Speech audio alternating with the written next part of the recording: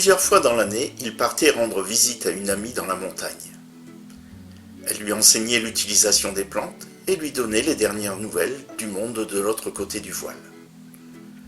Chaque fois qu'il revenait, il semblait soucieux et pensait beaucoup. Personne n'osait l'approcher.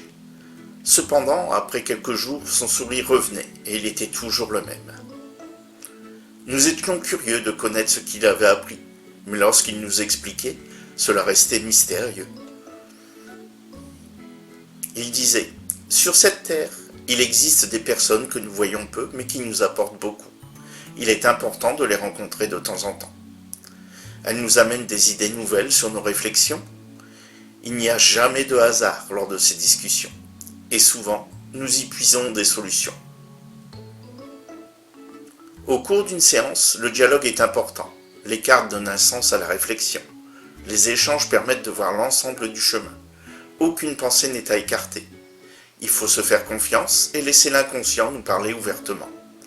Les préoccupations semblent alors beaucoup plus accessibles.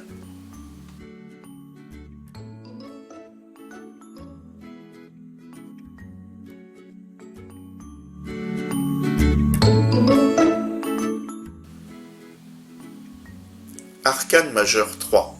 L'impératrice, Isis Urania. Une dame à la tête couronnée porte un sceptre dans la main gauche et un bouclier décoré d'un aigle dans la main droite. Elle est assise sur un trône, elle est vêtue d'un haut bleu et d'une jupe rouge. L'impératrice représente l'activité créatrice, un mélange subtil des forces de la raison et de l'intuition. Son sceptre nous indique qu'elle a autorité sur la matière. Le bouclier correspond au travail noble pour ses réalisations. Sa tunique bleue est rattachée à sa réceptivité, son côté féminin de ses réflexions. Sa jupe rouge montre son côté activité pour la création ou l'évolution.